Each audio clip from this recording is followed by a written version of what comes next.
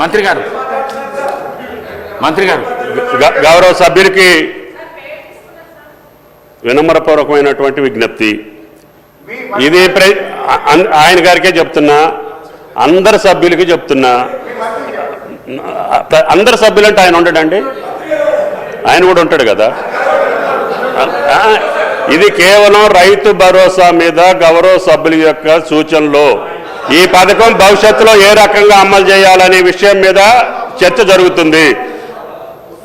మిగతా విషయాలు చర్చించుకోవటానికి మనకి చాలా సమయం ఉంది. ఇంకా 4 సంవత్సరాలు మాట్లాడుకోవచ్చు.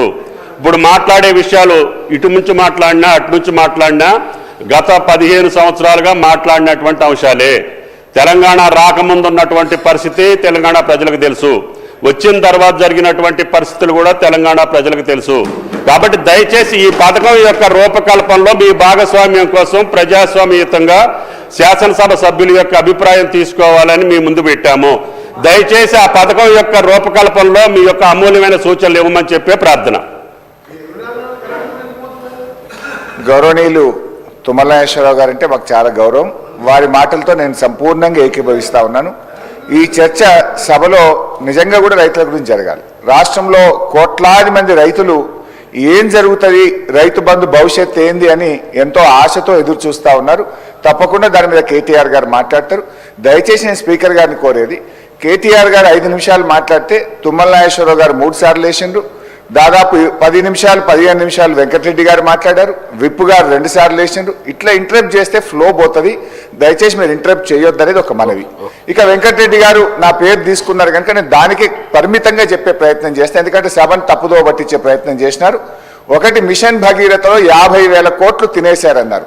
అసలు మిషన్ భగీరథకు అయిన ఖర్చే 28,000 కోట్లు అయితే 50,000 కోట్లు తినేశారని మాట్లాడడం సబబు కాదు, అది సభ రికార్డుల నుంచి తొలగించాలి. రెండవది, వారు మాట ఏమన్నారు, మా నల్గొండ జిల్లాకు అన్యాయం అయిందన్నారు. నేను నీటిపారుదల శాఖ మంత్రిగా పనిచేసిన. సభ అయిపోయినాక నేను ఆయన ఇద్దరం కలిసి సీదా పోదాం, పాండి ఎక్కడికి పోదాం, తుంగతుర్తికి పోదాం, సూర్యాపేట పోదాం, కోదాడ పోదాం. నాటి కాంగ్రెస్ పాలనలో 1 ఎకరానికి నీళ్లు రాకపోతే కాళేశ్వరం నీళ్లతోని 2 లక్షల ఎకరాలకు గోదావరి నీళ్లు పారించినమా లేదా, పోయి సీదా కాలువల మీద నడుచుకుంటూ ఈ నీళ్లు ఎప్పుడు వచ్చినాయి, కేసీఆర్ వచ్చినాక వచ్చినాయి, అంతకుముందు వచ్చినాయి అడుగుదామంటే అడుగుదాం. మూడోది, నల్లగొండకి ఏం చేయలేదని మాట్లాడడం కూడా కరెక్ట్ కాదు. నల్లగొండలో 3 మెడికల్ కాలేజీలు పెట్టింది కేసీఆర్ గారు. నల్లగొండ పట్టణంలో గతంలో మీరు మంత్రిగా ఉన్నప్పుడు ఎట్లా ఉంది, కేసీఆర్ గారు నల్లగొండ పట్టణాన్ని గత 5 ఏళ్లలో ఎంత అభివృద్ధి చేశారో నల్లగొండ పట్టణ ప్రజలను అడుగుతా కూడా చెప్తారు అధ్యక్ష. యాదాద్రి పవర్ ప్లాంట్ ఇచ్చిన అధ్యక్ష. ఇలా నల్లగొండను అన్ని రకాలుగా ఆ జిల్లాను సమగ్రంగా అభివృద్ధి చేసింది బీఆర్ఎస్ పార్టీ. దయచేసి ఇంకా చాలా చెప్పగలుగుతా కానీ చర్చ రైతు బంధు మీద జరగాలి కనుక మీ మీద గౌరవం కొద్దీ మీ సూచన మేరకు కూర్చుంటున్నాం. దయచేసి డిస్కషన్ రైతు బంధు మీద జరిగే విధంగా కేటీఆర్ గారికి అవకాశం ఇవ్వాలి, చర్చను డైవర్ట్ చేయొద్దని కోరుతున్నాం. ప్లీజ్ మళ్ళీ మాట్లాడదాం. మంత్రి గారు ప్లీజ్.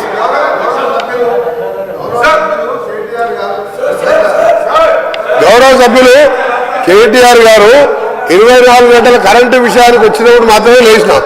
రైతు భరోసా మీద మాట్లాడినప్పుడు నేను లేవలే.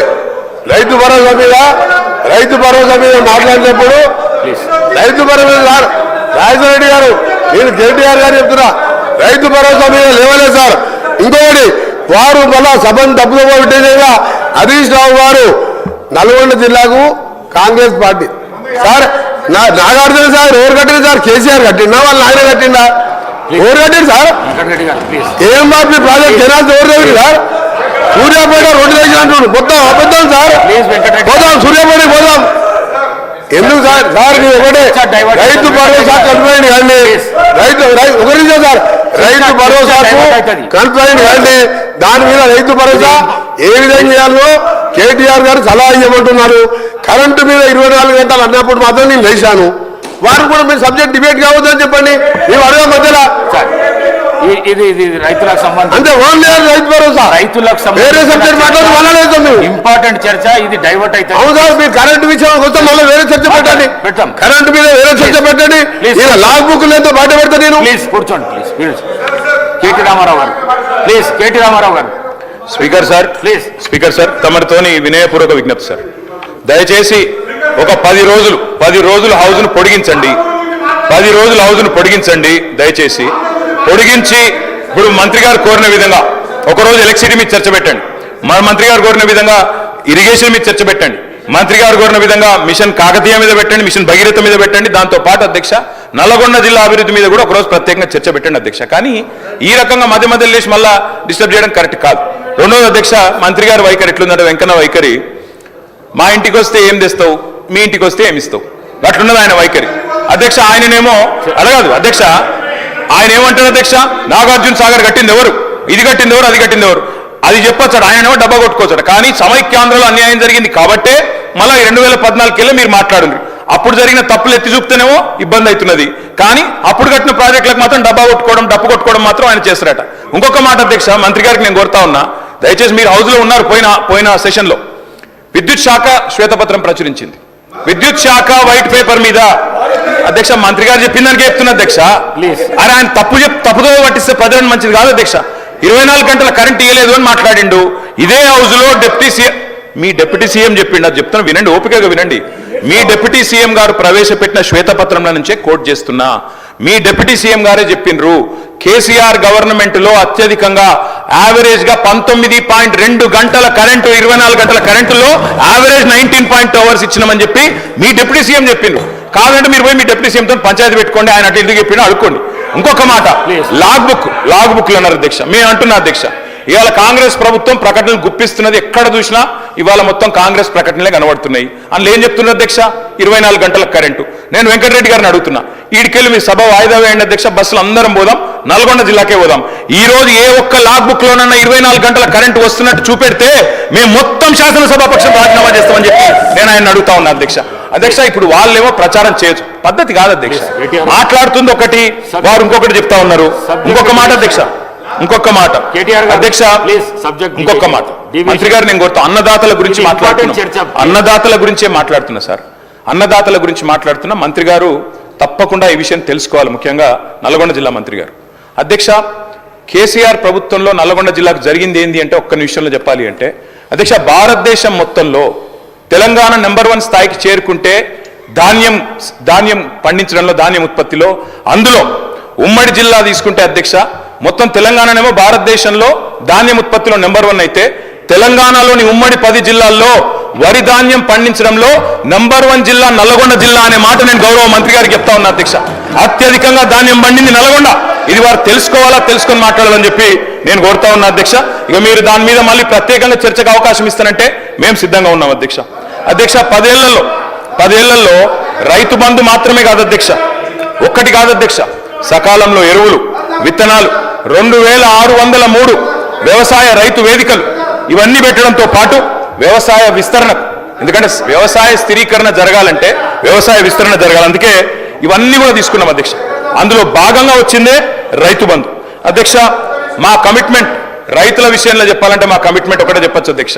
మా మెడ మీద కత్తి పెట్టిను, వ్యవసాయ మోటార్లకు మీటర్లు పెట్టరా అని ఆనాడు మా మెడ మీద కత్తి పెడితే 30,000 కోట్ల రూపాయల అదనపు రుణాన్ని కూడా వదులుకున్నాం, ఆ రుణ పరిమితిని కూడా వదులుకున్నాం. కానీ ఎట్టి పరిస్థితుల్లో మోటార్లకు మీటర్లు పెట్టమని చెప్పిన కమిట్మెంట్ ఉన్న నాయకుడు కేసీఆర్ గారు అధ్యక్ష. మరి ఇప్పుడు మీరు పెట్టరా పైన వాళ్ళు చెప్పినట్టు వినరా అని చెప్పి రైతులు కూడా చూస్తా ఉన్నారు అధ్యక్ష. అధ్యక్ష, ఆనాటి పరిస్థితి అధ్యక్ష, రైతు బంధు గురించి ఒక మాటలో చెప్పాలి అంటే పేరు పెడుతున్నారు గౌరవ సభ్యులు గారు. సార్ మీ ద్వారా కేటీఆర్ గారికి రిక్వెస్ట్ చేస్తాం, లాస్ట్ 10 years మీ రూల్లో 1 ఎకరానికి ఎక్స్ట్రా ఇరిగేషన్ వాటర్ వచ్చింటే నల్గొండకు, అది బునియాద్ గాని కానీ, ధర్మారెడ్డి కానీ, బ్రాహ్మణవెల్లని కానీ, సొరంగం కానీ, గన్నమల్ల కానీ, బస్వాపూర్ కానీ, ఏ ఒక్క ప్రాజెక్ట్ కాదు కదా, మూసి కాలువలు ఈ డ్రైనేజ్ నీళ్లకు వ్యవసాయాన్ని వాడుకుంటానికి కూడా 100 కోట్లు ఇవ్వలే. ఈ ఏమంటారు అధ్యక్ష, మిస్గైడ్ చేస్తున్నావు.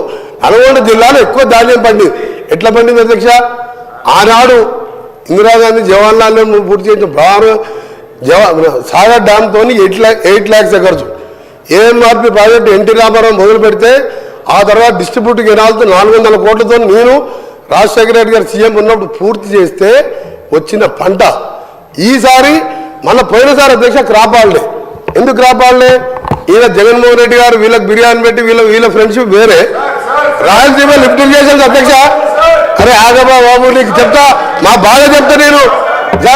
Rayalaseema lift irrigation Pothireddypadu 88,000 TSK 44,000 పెంచితేనే సొంత పార్టీ ముఖ్యమంత్రి రాజశేఖర రెడ్డితో కొట్లాడినా నేను. సొంత పార్టీ ముఖ్యమంత్రి రాజశేఖర రెడ్డి గారితో కొట్లాడినా. పులిచింతలు 3వ పంటకి ఇస్తే కొట్లాడినా. నా సొరంగం ఇవ్వకుండా, నా బ్రాహ్మణ విలువలు ఇవ్వకుండా నువ్వు ఎందుకు 3వ పంటకు నీళ్ళు ఇస్తున్నావు కొట్లాడినా. వీళ్ళు సార్ నల్గొండ జిల్లాల అంత బ్రహ్మాండంగా పంట పెరిగి నీళ్ళు ఇచ్చుంటే ఏకలింగం గెలుస్తారా సార్? అందరూ 60-70 మెజార్టీతో గెలిచినాం. ఇలా ఓట్లు వేసేవారు కదా, మోసం చేసి నల్గొండని. ఇవాళ మా ముఖ్యమంత్రి గారు మూసిని క్లీన్ చేసి మమ్మల్ని బతుకునిద్దామంటే దానికి అడ్డపడుతుంది సార్. మేము బతకాలని లేదు. ఇంత విషయం ఇచ్చి చంపండి నల్గొండ ప్రజలు చంపండి, బాగుపడుతుంది కలిసి రాండి సార్. ఒక్కసారి మా ఊర్లో అనుకోండి, బ్రాహ్మణ వెళ్ళేలా పక్కన మూసిపోతుంది. ఏడుపోస్తా వీళ్ళని చూస్తే ఈ అజ్ఞానులు ఎట్లా ఈ సభకు వస్తున్నారు.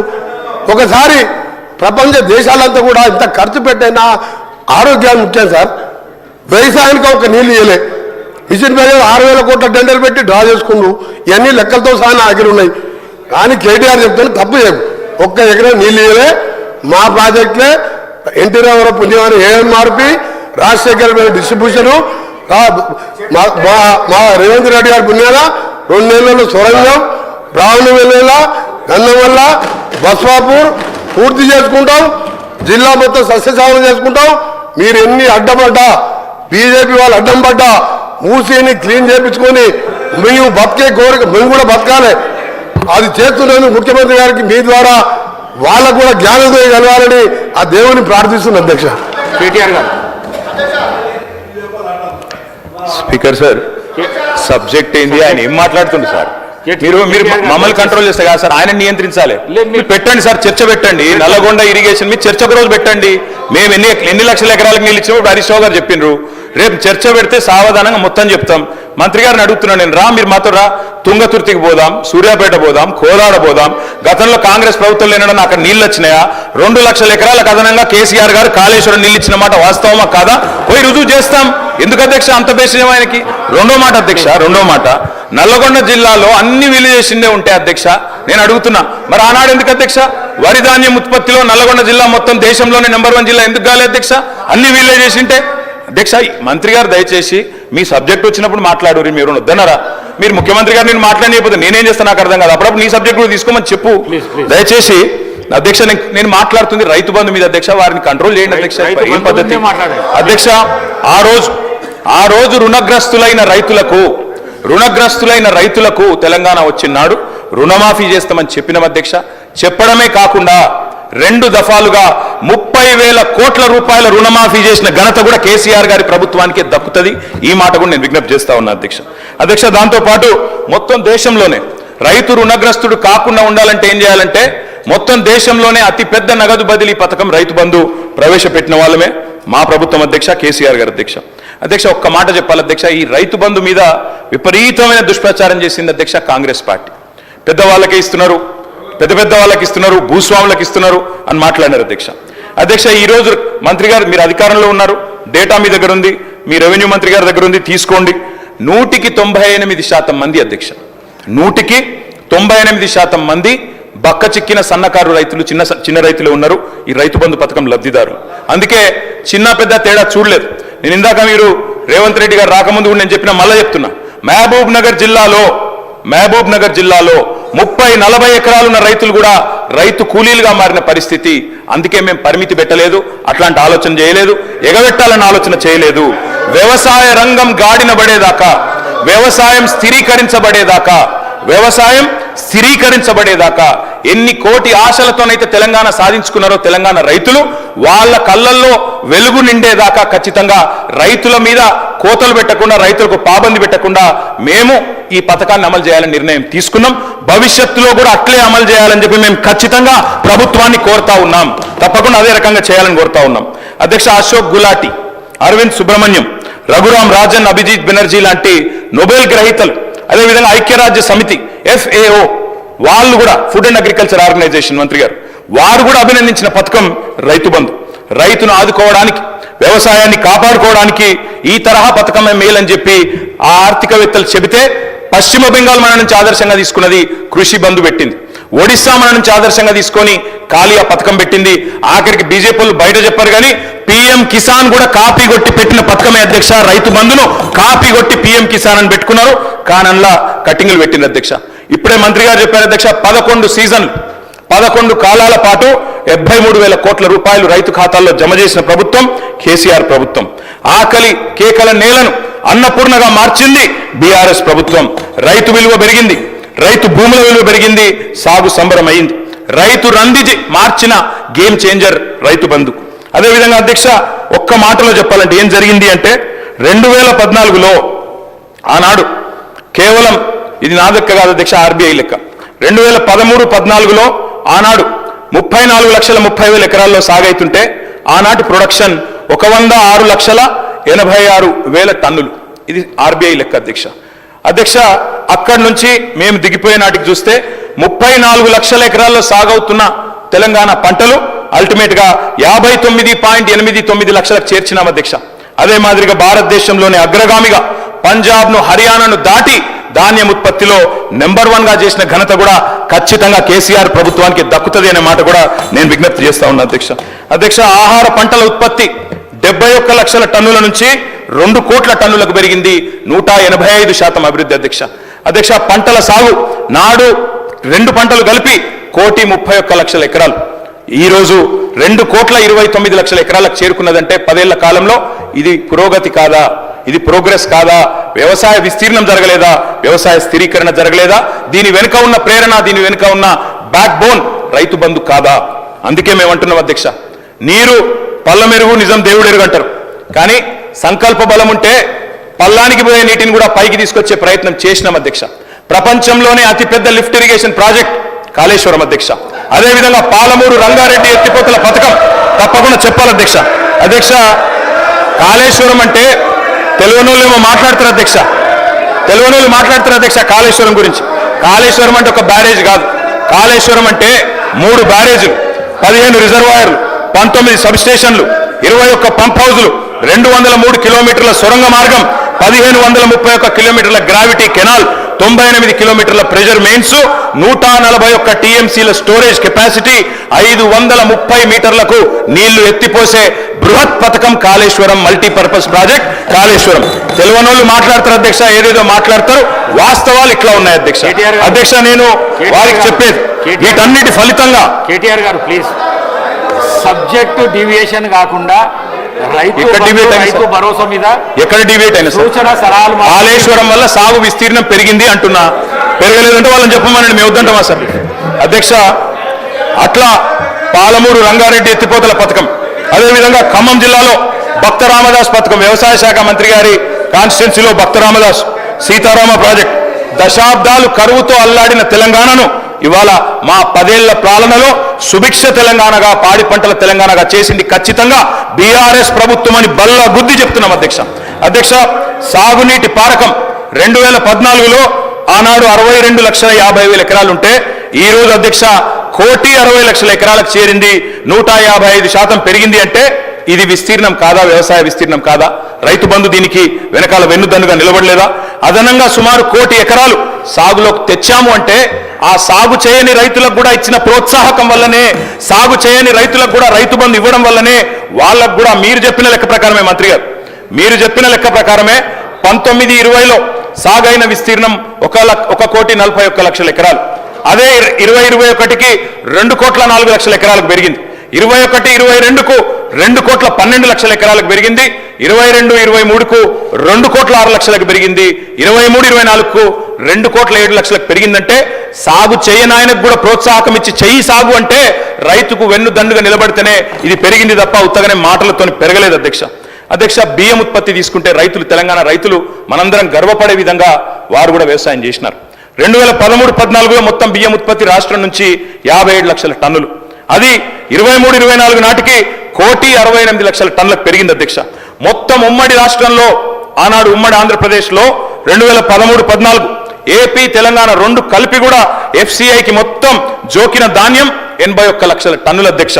కానీ దక్కడి నుంచి 2021 వస్తే కేవలం 6 ఏళ్లలోనే 95 లక్షల టన్నులు ఒక్క తెలంగాణ రైతులు పండించిన ధాన్యమే FCI కొనలేక చేతులెత్తేసే పరిస్థితి వచ్చిన మాట వాస్తవమా కాదా? మా గౌరవ వ్యవసాయ మంత్రి గారు నేను అడుగుతా ఉన్నా. అధ్యక్ష, 10 ఏళ్లలో మొత్తం 10 ఏళ్లలో కేసీఆర్ గారి ప్రభుత్వంలో రైతన్నల నుంచి మా ప్రభుత్వం కొనుగోలు చేసిన ధాన్యం విలువ 1,34,000 కోట్లు అధ్యక్ష. 1,34,000 కోట్లు అనే మాట నేను విజ్ఞప్తి చేస్తా ఉన్నా. ఆనాడు 14-15లో మరి 24 లక్షల టన్నులు మాత్రమే కొనుగోలు చేస్తే వారికేం సంబంధం సార్? వారికేం సంబంధం సార్? ఇదేం నా తర్వాత వారికి ఇవ్వండి. I'm not yielding sir. I'm not yielding sir. I'm not yielding sir. అధ్యక్ష 2022-23లో I'm not yielding sir. Sir I'm not yielding. I'm not yielding sir. నా తర్వాత వారే మాట్లాడతారు. I'm not yielding. I'm not yielding sir. 2022-23లో ఒక ధాన్యం మొత్తం కొనుగోలు 1,30,00,000 టన్నులకు పెరిగింది అధ్యక్ష. అధ్యక్ష, కళ్ళం నిండా ధాన్యం వచ్చింది, కళ్ళ నిండా ధైర్యం వచ్చింది. ఎటు చూసినా తెలంగాణలో పచ్చని పొలాలు, పంట రాసులు కనబడతా ఉన్నాయి. పంజాబ్ను, హర్యానాను తలదన్నే విధంగా దేశానికే ధాన్య భాండాగారంగా మార్చింది తెలంగాణను ఖచ్చితంగా కేసీఆర్ ప్రభుత్వమే. ఈ విషయంలో ఎవరికి కూడా అనుమానాలు అవసరం లేదు అధ్యక్ష. అధ్యక్ష, ఈరోజు ఒకనాడు వలసలు ఇక్కడి నుంచి పోయేవాళ్ళు అధ్యక్ష, తెలంగాణ నుంచి రైతులు. కానీ ఇవాళ మన తెలంగాణకు వలసలు వస్తా ఉన్నారు అధ్యక్ష. ఉత్తరప్రదేశ్ నుంచి, జార్ఖండ్ నుంచి, ఒరిస్సా నుంచి, బీహార్ నుంచి పక్క రాష్ట్రాల కూలీలు మన రాష్ట్రానికి వస్తున్న మాట వాస్తవం కాదా అధ్యక్ష? పత్తి చేనులలో పత్తి ఏరుతున్న మాట వాస్తవం కాదా? ఇవాళ వలసలు వాపసైనాయి, పల్లెలు కలకల్లాడుతున్నాయి. అదేవిధంగా పాత ఇల్లులు సదురుకున్నారు, కొత్త ఇల్లులు కట్టుకుంటా ఉన్నారు. ఇవన్నీ కూడా ఖచ్చితంగా తెలంగాణలో వ్యవసాయం పండుగగా మారిందని చెప్పడానికి ఒక సంకేతం అధ్యక్ష. ఒక్కొక్క ఊళ్ళే బొడ్రాయి పండుగ చేస్తే లక్షలు ఖర్చు పెట్టి చేస్తా ఉన్నారు అధ్యక్ష. ఎందుకంటే వ్యవసాయం బాగైంది, సాగు బాగైంది, రైతు బాగైంది. మేము ఢిల్లీకి పోయినాం అధ్యక్ష. కేంద్ర మంత్రి గారిని అడిగినాం, కొన అంటుండ్రు, ఎందుకు కొనరు బియ్యం అని. ఆయన అన్నాడు, ఇంతెట్లా పెరుగుతుందా, ఏం చమత్కారం చేసింది అన్నాడు అధ్యక్ష. చమత్కారం కాదు అధ్యక్ష, బృహత్కార్యం చేసినాం కాబట్టే బ్రహ్మాండంగా అల్టిమేట్ గా ధాన్యం కొనుగోలు పెరిగినాయి, రైతు ఆత్మహత్యలు తగ్గినాయి. ఆనాడు 2014లో 1347 ఆత్మహత్యలుంటే ఈ రోజు 215కు తగ్గినాయి అధ్యక్ష. ఇవన్నీ కూడా వాస్తవాలు అధ్యక్ష. రైతు పచ్చబడితే కొందరికి కళ్ళు ఎర్రబడతా ఉన్నాయి అధ్యక్ష. అన్నదాత బాగుపడితే కొంతమంది ఓర్వలేకపోయింది అధ్యక్ష. 100 ఎకరాల రైతులకు, పెద్ద రైతులకు లాభం చేస్తున్నారని చెప్పి రైతు బంధు మీద దుష్ప్రచారం చేసినారు. తెలంగాణ బడుగు బలహీన వర్గాల రాష్ట్రం. 100కి 95% మంది బక్క రైతులే, చిన్న సన్నకారు రైతులే. వారికి ఇవాళ ప్రభుత్వం ఇచ్చిన లెక్కల ప్రకారం, మా దగ్గర ఉన్న లెక్కల ప్రకారం కూడా అధ్యక్ష, ఇవాళ తెలంగాణలో ఒక్కసారి వాస్తవ లెక్కలు మీరు వినాలి అధ్యక్ష, సభ్యులు కూడా వినాలి. 10 ఎకరాల పైన ఉన్న వాళ్ళు తెలంగాణలో రైతాంగం లెక్కలు తీస్తే 91.33% లబ్ధిదారులు, 5 ఎకరాలు దానికంటే తక్కువనే ఉన్నారు అధ్యక్ష. 91.33% 5 ఎకరాల కంటే తక్కువ ఉన్నారు. 5 నుంచి 10 ఎకరాలు ఉన్న వాళ్ళు 7.28% ఉన్నారు. 10 ఎకరాల మీద ఉన్న వాళ్ళు ఎంతమంది అధ్యక్ష అంటే మొత్తం చూస్తే 1.39% ఓన్లీ. 1.39%. 25 ఎకరాల మీద ఉన్న వాళ్ళు ఎంతమంది అధ్యక్ష? 25 ఎకరాలు ఉన్న వాళ్ళు ఎంతమంది? 0.09%. అంటే 72,000 కోట్ల రైతు బంధులో మనం పెద్దవాళ్ళకి ఇచ్చిండ్రు అని ప్రచారం చేసిన అధ్యక్ష. 1.39% మాత్రమే 10 ఎకరాల పైన ఉన్న వాళ్ళకి పోయింది అధ్యక్ష. అధ్యక్ష, 80% లబ్ధిదారులు ఎస్సీ, ఎస్టీ, బీసీ, మైనారిటీస్ అధ్యక్ష. అందులో బీసీలు 54%, ఎస్సీలు 13%, ఎస్టీలు 13%, 70% రైతు బంధు పైసలు ఇవాళ ఎస్సీ, ఎస్టీ, బీసీ రైతుల ఖాతాల్లో పడ్డాయి. మేము ఇందాక అడిగిన అధ్యక్ష మంత్రి గారిని మళ్ళీ చెప్తా ఉన్నాం. ROFR పట్టాలు ఇచ్చినాం, 4.5 లక్షల ఎకరాలకు ఇచ్చినాం. పోడు భూముల్లో 1 ఎకరం 1 పంట మాత్రమే పండుతుంది. దయచేసి నేను మంత్రి గారిని కోరుతా ఉన్నా, తప్పు చేయకండి. కేవలం 1 పంట పండుతుంది కాబట్టి గిరిజన రైతులకు కోతలు పెడతాం, రేపటి రోజున ఖచ్చితంగా వారికి 2వ పంటకి ఇవ్వం, వారు 1 పంట పంటే పరిస్థితి ఉంటే మంచిది కాదు అన్నట్టుగా కటింగ్ పెడితే మంచిది కాదు అని వారికి నేను విజ్ఞప్తి చేస్తా ఉన్నా అధ్యక్ష. నేను సూచన చేస్తా ఉన్నా అధ్యక్ష, మట్టిని నమ్ముకున్న రైతుకు ఎంత చేసినా తక్కువనే, ఎంత ఇచ్చినా తక్కువనే. కానీ అన్నదాత విషయంలో కోతలు ఎగవేతలు పెడదాం అనుకుంటా ఉన్నారు. రైతుకు చేసే సహాయాన్ని దాన ధర్మంగా చూస్తే ప్రయత్నం చేస్తా ఉన్నారు. అన్నదాతకి ఇచ్చే భరోసాను భారంగా చూడకండి, బాధ్యతగా చూడండి. 47% మందికి ప్రత్యక్షంగా ఉపాధి కల్పించేది వ్యవసాయం. పరోక్షంగా కూడా కలుపుకుంటే 65% ప్రజలకు ఈ రాష్ట్రంలో వ్యవసాయ అనుబంధ రంగాల మీదనే వాళ్ళ బతుకుదెరు ఉన్నది. మరి బాగుపడాలంటే పరిశ్రమలకు పెద్ద పెద్ద ప్రోత్సాహకాలు ఇస్తాం అధ్యక్ష. నేను పరిశ్రమల మంత్రిగా పనిచేసాను కాబట్టి తెలుసు నాకు. పరిశ్రమలకేమో రెడ్ కార్పెట్ ఇస్తాం, పెద్ద పెద్ద ప్రోత్సాహకాలు ఇస్తాం. కానీ రైతు కాడికి వచ్చే వరకు మాత్రం కటింగులు పెట్టే ప్రయత్నం చేస్తున్నాం. ఇది మంచిది కాదు అనే మాట కూడా నేను వారికి విజ్ఞప్తి చేస్తా ఉన్నా అధ్యక్ష. కొంతమంది చెప్పారు అధ్యక్ష, ఎన్నికలకు ముందు ముష్టి 10,000 ఎందుకు, ఎకరానికి 15,000 ఇస్తాం, వెంటనే ఇస్తాం. మీరు ఇప్పుడు డిసెంబర్ 3 ముందు తీసుకుంటే 7,500 వస్తుంది, తర్వాత అయితే 17,000 ఇస్తానని చెప్పిన వాళ్ళు ఉన్నారు. 2 పంటలకు కాదు 3 పంటలకు ఇవ్వాలని మాట్లాడింది అధ్యక్ష. దాంతో పాటు ఇప్పుడు తీసుకుంటే 5,000, డిసెంబర్ 3 తర్వాత తీసుకుంటే 7,500 అన్నారు అధ్యక్ష. యాసంగి రైతు బంధుకు పైసలు ఆపాలని ఉత్తరాలు రాసిన ఉత్తరాలు కూడా మా దగ్గర ఉన్నాయి అధ్యక్ష. ఎన్నికల్లో గెలిచిన తర్వాత ఇప్పటి వరకు రైతు బంధు లేదు, భరోసా లేదు అధ్యక్ష. ఇక నేను విమర్శ చేయను అధ్యక్ష, కానీ వాస్తవం అధ్యక్ష, ఒక్కొక్క రైతుకు మంత్రి గారు, అగ్రికల్చర్ మినిస్టర్ గారు, గౌరవ రామారావు గారికి ఇందాక చెప్పే అధ్యక్ష, మళ్ళీ చెప్తున్నాను, ROFRకి కట్ చేస్తామని కానీ లేదు ఈ యొక్క రైతు భరోసాలో కట్టింగ్లు పెడతామని కానీ ఈ ప్రభుత్వం ఇంతవరకు ఏమీ చెప్పలేదు. గౌరవ సభ్యుల సూచనల మేరకు మేము వెళ్తామని చెప్పాము. ఏం కావాలో చెప్పండి, ఏ రకంగా ఇవ్వాలనో చెప్పండి. చిన్న కారు రైతులు, పెద్ద కారు రైతులు అని చెప్తున్నారు. మనం ఇచ్చినటువంటి జీవోలో 231 ప్రకారంగా ఈ యొక్క రైతు బంధు పంట వేసినటువంటి రైతులకు ఇవ్వమని ఉన్నది. అంతే తప్ప పంట వేయని రైతులకు ఇచ్చారు, దానివల్ల 20,000 కోట్లు పంట వేయనటువంటి రైతుల జేబుల్లోకి పోయినాయి అని చెప్పే మేము ముందు సమాచారం పెట్టాం తప్ప పంట వేసినటువంటి రైతుకు 1 ఎకరం కూడా తగ్గించలేదు. అయినా సరే ఈ ప్రభుత్వం వచ్చిన తర్వాత గత మార్చి ఏప్రిల్ నెలలో మీరు ఇవ్వనటువంటి రైతు బంధు పథకాన్ని 7,625 కోట్లు ఒకే ఒక రాత్రి రిలీజ్ చేసినటువంటి ప్రభుత్వం కాంగ్రెస్ ప్రభుత్వం, అది రేవంత్ రెడ్డి గారి ప్రభుత్వం. కాబట్టి మీరు ఇవ్వనటువంటి పంటని మేము మార్చి ఏప్రిల్ ఇచ్చి మళ్ళీ కొత్త విధి విధానాల కోసం మీ ముందు గతంలో జరిగినటువంటి చరిత్రను మీ ముందు పెట్టాం తప్ప ఈ ప్రభుత్వం ఇంతవరకు ఏ నిర్ణయం చేయలేదు. ఈ సభలో సభ్యుల యొక్క అభిప్రాయం తీసుకున్న తర్వాతనే మా నిర్ణయం ప్రకటిస్తాము కేబినెట్ ద్వారా. గౌరవ సభ్యులు దాన్ని గమనంలోకి తీసుకోవాలని చెప్పి విజ్ఞప్తి. అధ్యక్ష, కన్క్లూడ్ చేయండి కేటీఆర్ గారు. ఎక్కడ కంక్లూడ్ చేయాలి సార్? ఇప్పుడు దాకా వారు ఇంతసేపు డిస్టర్బ్ చేశారు. ఒక 20 నిమిషాలు ఇవ్వండి, కంక్లూడ్ చేస్తాను సార్. అధ్యక్ష, ఒక్కో రైతుకు మంత్రి గారు చెప్పారు అధ్యక్ష, మీరు ఆపెట్టిపోయినారు, మేము ఇచ్చినామన్నారు.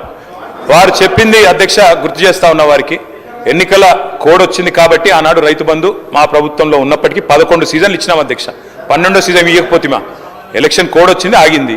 మరి మీరేమన్నారు అధ్యక్ష? డిసెంబర్ 3కు ముందు తీసుకుంటే 5,000, డిసెంబర్ 3 తర్వాత తీసుకుంటే 7,500. ఇప్పుడు మీరు చెక్కిన లెక్క ప్రకారం ఇచ్చినారా అధ్యక్ష? 7,500 ఇచ్చారా? మంత్రి గారు చెప్పాలా? ఇవ్వలేదు అధ్యక్ష. మార్పు అని ఉదరగొట్టారు అధ్యక్ష. మార్పు అంటే ఏందో అనుకున్నాం అధ్యక్ష. పేరు మార్చి రైతు బంధు పేరు మార్చి రైతు భరోసాను పెట్టి పైసలు మాత్రం గవే. 5,000 పోయి 7,500 అయితే అనుకున్న రైతులు 7,500 మాత్రం కాలే. అందుకే నేను అంటా ఉన్నా అధ్యక్ష, ఈ ప్రభుత్వం ఒక్కొక్క రైతుకు బాకీ పడ్డది. ఒక్కొక్క రైతుకు మీరు పడ్డ బాకీ ఈ రోజు వరకు, పోయిన యాసంగికి మీరు రైతు భరోసా అన్నారు, పేరు మార్చారు, కానీ 2,500 రూపాయలు అదనంగా మీరు ఎకరానికి ఇవ్వలేదు. నిన్న వానాకాలం మొత్తం ఎగ్గొట్టిను, రైతు బంధు ఎగ్గొట్టిను. మీరు 7,500 ఇయ్యాల్సి ఉండే ఎకరానికి మీరు ఇయ్యలేదు, మొత్తం ఎగ్గొట్టినరు. ఇప్పుడు యాసంగి 7,500. ఒక ఎకరానికి ఈ రాష్ట్రంలో రైతుకు ఇవాళ మీరు బాకీ పడ్డారు. ఆ బాకీ 17,500 రూపాయలు. మీరు తిరిగి ఎప్పుడు విధి విధానాలు సబ్ కమిటీ ఎన్ని చేసినా ఈ 17,500 రూపాయలు ఖచ్చితంగా మీరు రైతుకు బాకీ పడ్డారు, ఇయ్యాలని చెప్పి మేము డిమాండ్ చేస్తా ఉన్నాం. అదేవిధంగా అధ్యక్ష, 2 విడతలు రైతు భరోసాతో పాటు ఒక విడత 5,000 ఇచ్చి ఎగ్గొట్టిన 2,500 కలిపితే ఇప్పుడు నేను చెప్పిన లెక్క 17,500 అధ్యక్ష. మొత్తం 70 లక్షల రైతుల లెక్క తీసుకుంటే మీరు రైతులకు పడ్డ బాకీ ఎంత అంటే 26,775 కోట్లు ఖచ్చితంగా కట్టియాలని చెప్పి బీఆర్ఎస్ పార్టీ తరఫున మేము మిమ్మల్ని రిక్వెస్ట్ చేస్తా ఉన్నాం అధ్యక్ష. మరొక వైపు రుణమాఫీ గురించి అధ్యక్ష చాలా చెప్పారు అధ్యక్ష. రైతులు కూడా చాలా పాపం ఎదురు చూస్తూ ఉన్నారు. రైతులు ఇప్పటిదాకా మా సోదరుడు పెద్దపల్లి ఎమ్మెల్యే గారు కూడా మాట్లాడారు అధ్యక్ష, రుణమాఫీ అయిపోయింది, మొత్తం జరిగిపోయింది అధ్యక్ష. వాస్తవం ఏంది అధ్యక్ష? రుణమాఫీ వీరు ఎన్నికల సమయంలో ఏం చెప్పారు అధ్యక్ష? ఇప్పటిదాకా రుణాలు తెచ్చుకోవాలని ఉంటే కూడా అర్జెంటుగా ఓన్రి తెచ్చుకోమన్నారు అధ్యక్ష. తెచ్చుకోమంటే డిసెంబర్ 9 నాడు సంతకం పెడతాం, 2 లక్షల రుణాలు తెచ్చుకొని మేము మొదటి సంతకమే దాని మీద పెడతామని చెప్పి 2023 డిసెంబర్ 9 మొదటి సంతకం అన్నారు. ఏకకాలంలో రుణమాఫీ అన్నారు, ఒకటే పెన్ స్ట్రోక్ తో చేసేస్తా అన్నారు. కానీ అధ్యక్ష జరిగింది ఏంది అధ్యక్ష? ఈరోజు ఈ రాష్ట్రంలో ఎస్ఎల్బిసి వీరు ప్రభుత్వం రాగానే డిసెంబర్ 7 ఎస్ఎల్బిసి పెట్టారు, state level bankers committee meeting పెట్టారు. State level bankers committee meeting పెడితే అధ్యక్ష అందులో బ్యాంకర్స్ చెప్పినారు మొత్తం 2 లక్షల వరకు రుణమాఫీ చేయాలి అంటే 49,500 కోట్లు కావాలని చెప్పినారు. మరి ప్రభుత్వం ముఖ్యమంత్రి గారు చెప్పినారు, బయట ఎక్కడో మాట్లాడుతూ మైక్లో చెప్పారు, ఆ రికార్డు కూడా ఉంది, కావాలంటే ప్లే చేయమంటే చేస్తా అధ్యక్ష మీరు అనుమతిస్తే. ముఖ్యమంత్రి గారు చెప్పారు, ఏముంది ఆయనలా, మేము ఒక్క సంవత్సరం కడుపు కట్టుకుంటే 40,000 కట్టేస్తాం, ఏమున్నది అన్నారు. మరి సంవత్సరం అయిపోయింది, 40,000 కోట్లు పత్తా లేదు అధ్యక్ష. మరి కడుపు కట్టుకున్నారా, కట్టుకోలేదా, ఇంకేం చేసినారో మాకు తెలియదు అధ్యక్ష, వారు చెప్పాలి. అదేవిధంగా అధ్యక్ష 40,000 కోట్లు అన్నారు ముఖ్యమంత్రి గారు, SLBC 49,500 అన్నది, ముఖ్యమంత్రి గారు 40,000 అన్నారు. మళ్ళా వెంటనే కేబినెట్ కాడికి వచ్చే వరకు 31,000 కోట్లు అయింది. మరి ఎట్లా మాయమైతే అధ్యక్ష లెక్కలు, 49,000కి వెళ్ళి 40 అయింది, 40కి వెళ్ళి కేబినెట్కి వచ్చే వరకు 31,000 కోట్లు అయింది, బడ్జెట్కి వచ్చే వరకు 26,000 కోట్లు. మళ్ళీ ఇవాళ మొన్న పాలమూరులో విజయోత్సవం జరిపినప్పుడు మొత్తం జరిగింది 19,000 కోట్లు అని చెప్తున్నారు అధ్యక్ష. నేను సవాల్ చేస్తా ఉన్నా, ఈ ప్రభుత్వాన్ని సవాల్ చేస్తా ఉన్నా అధ్యక్ష, ఏ ఊరికైనా పోదాం రాష్ట్రంలో, కొండారెడ్డి పల్లికి పోదామా, కొడంగల్కి పోదామా, సిరిసిల్లకు పోదామా, ఏ ఊరు వాళ్ళ ఇష్టం, పాలేరు పోదామా, ఎక్కడ పోదామా వాళ్ళ ఇష్టం. ఖచ్చితంగా ఏ ఒక్క ఊర్లోనైనా 100% రుణమాఫీ జరిగిందని రైతులు చెప్తే స్పీకర్ ఫార్మాట్ లో రాజీనామా వెంటనే మీకు ఇచ్చి రాజకీయ సన్యాసం తీసుకుంటా అధ్యక్ష, ఏ ఒక్క ఊర్లో అయినా సరే. అధ్యక్ష ఈ రకమైన బుకాయింపు, ఈ రకమైన మోసం మంచిది కాదు అధ్యక్ష. పావులా కూడా జరగలే అధ్యక్ష రైతు రుణమాఫీ, 49,500 కోట్లు అని చెప్పి ఇప్పటి వరకు 12,000 కోట్లు కూడా చేయకుండా తప్పించుకునే ప్రయత్నం చేస్తా ఉన్నారు. ఒక మాట అన్నారు అధ్యక్ష ఆ రోజు ముఖ్యమంత్రి గారు, రైతు బంధు ఎందుకు అయిపోతుందా, మేమేమన్నా దివానగాళ్ళమా, అవులగాళ్ళమా అని మాట్లాడింది అధ్యక్ష. మరి ఇలా వానాకాలం రైతు బంధు ఎగ్గొట్టిన వాళ్ళని ఏమనాలి అధ్యక్ష, వానాకాలం రైతు బంధు ఎగ్గొట్టిన వాళ్ళని ఏమనాలి అధ్యక్ష ముఖ్యమంత్రి గారి మాటల్లో. అందుకే అంటా ఉన్నాం, ఒక పంట కాదు 3 పంటలకు ఇవ్వాలని డిమాండ్ చేసిండ్రు, ఆ 3 పంటలకు ఇవ్వాలని మేము డిమాండ్ చేస్తా ఉన్నాం. ఇవాళ నిన్న భూభారతి చట్టం తెచ్చిండ్రు అధ్యక్ష, అందులో అనుభవదారుడు కాలం పెట్టింది. నేను అడుగుతా ఉన్నా కాంగ్రెస్ ప్రభుత్వాన్ని, మీరే చెప్పారు రైతులకే కాదు కౌలు రైతులకు కూడా ఇస్తామని చెప్పారు. ఎస్ సార్, కన్క్లూడ్ చేయండి, ఎందుకంటే నేను వేరేమైనా మాట్లాడుతున్నా సార్, సబ్జెక్టే మాట్లాడుతున్నా, రైతు భరోసా మీద మాట్లాడుతున్నా అధ్యక్ష. అనుభవదారుడి కాలం పెట్టారు, జమాబంధన్ రాసినారు. మరి అనుభవదారుడి కాలం పెడితే నేను అడుగుతా ఉన్నా అధ్యక్ష, చెప్పండి దయచేసి, అనుభవదారుడి కాలం పెట్టారు, ముఖ్యమంత్రి గారు ఎన్నికలకు ముందు చెప్పినారు కౌలు రైతుకి ఇస్తాం, రైతు కూడా ఇస్తాం, భూ యజమానికి కూడా ఇస్తామని చెప్పినారు. ఇవాళ ప్రభుత్వం స్పష్టం చేయాలి, రైతుకు ఇస్తామని చెప్పిండ్రు, కౌలు రైతుకి ఇస్తామని చెప్పిండ్రు, రైతు కూలీలకు ఇస్తామని చెప్పిండ్రు, తప్పకుండా ఇచ్చిన హామీ నిలబెట్టుకోవాలి. ఇంకా చెప్పాలంటే అధ్యక్ష, ఈనాడు పేపర్లో ఫ్రంట్ పేజ్ ప్రకటన ఉంది, నాకు చూపెట్టమంటే చూపెడతా. మొదటి 100 రోజులను ఇస్తాం అని కూడా చెప్పిండ్రు అధ్యక్ష, మాట నిలబెట్టుకోలేదు. ఎన్నికల ప్రచారంలోనేమో అందరికీ అన్ని, ఇప్పుడు మాత్రం కొందరికే కొన్ని అని కోతలు పెట్టే ప్రయత్నం చేస్తా ఉన్నారు. అన్నిటికీ మించి అధ్యక్ష, బడ్జెట్లోనే వీళ్ళ చిత్తశుద్ధి బయటపడ్డది. మంత్రి గారేమో మేము నిర్ణయం తీసుకోలేదు అంటున్నారు రైతు భరోసా మీద, కానీ బడ్జెట్లోనే వీళ్ళ చిత్తశుద్ధి బయటపడ్డది అధ్యక్ష. ఏం చెప్పారు బడ్జెట్లో, రైతు భరోసాకి కేవలం కేటాయించింది 15,000 కోట్లు. మీకు నిజంగానే పెంచాలన్న ఆలోచన ఉన్న మాట వాస్తవం అయితే, 100 రోజుల్లో రైతు భరోసా పెంచుతామని చెప్పిన మాట వాస్తవం అయితే, మీరు ఎందుకు 15,000 కోట్లే కేటాయించారు? ఎందుకు మీరు 23,000 కోట్లు ఏదైతే 7,500 రూపాయలు కావాలో ఎకరానికి ఎందుకు కేటాయించలేదు? 70 లక్షల మంది రైతన్నలకు మీరు 15,000 కాకుండా మరి 15,000 ఇవ్వాలి అంటే 23,000 కోట్ల రూపాయలు కావాలి. అది మీరు పెట్టలేదు అంటేనే మీ చిత్తశుద్ధి అర్థమైతా ఉన్నది. కోతలకు సిద్ధపడ్డ తర్వాతనే ఉపసంఘం వేసినారు, మంత్రివర్గ ఉపసంఘం. ఇవాళ మీరు టైం పాస్ చేస్తా ఉన్నారు, ఖచ్చితంగా చెప్తా ఉన్నా, కాలక్షేపం చేస్తున్నారు. మంత్రివర్గ ఉపసంఘాన్ని వేసి ఇయ్యదలుచుకోలేదు మీరు. వానాకాలం రైతు బంధు ఎగ్గొట్టినట్టే భవిష్యత్తులో కూడా రైతు బంధు ఎగ్గొట్టే చక్కర్లో మీరు ఉన్నారు. అందుకే ఇవాళ రైతులు నమ్మతలేరు. రైతును అనుమానించే ప్రయత్నం చేస్తా ఉన్నారు, అవమానించే ప్రయత్నం చేస్తున్నారు. పెద్దోళ్ళకి ఇస్తున్నారు, దుర్వినియోగం అయిపోయింది అని కావాలని ఆంక్షలు పెడతాం, అగ్ని పరీక్షలు పెడతామని చెప్పి నిందలు వేస్తామని మాట్లాడుతూ ఉన్నారు. అధ్యక్ష, మరి మేనిఫెస్టోలో పెట్టినప్పుడు ఎందుకు చెప్పలేదు అధ్యక్ష ఇవన్నీ? ఆ రోజేమో అందరికీ అన్ని, ఇప్పుడేమో కొందరికే కొన్ని కోతలు పెడతామని అప్పుడు ఎందుకు చెప్పలేదు అధ్యక్ష? అందుకే అధ్యక్ష, ఐటీ గట్టేటోళ్ళకు అధ్యక్ష, ఈ రాష్ట్రంలో అధ్యక్ష పాన్ కార్డులు ఎన్ని ఉన్నాయో తెలుసా అధ్యక్ష? ఈ రాష్ట్రంలో 1 కోటి పైచిలకు పాన్ కార్డులు ఉన్నాయి. మరి రేపటి రోజున పాన్ కార్డులు ఉన్న వాళ్ళందరికీ కట్ చేస్తామంటే, ఐటీ కట్టేటోళ్ళకి కట్ చేస్తామంటే ఎట్లా కుదురుతుంది అధ్యక్ష?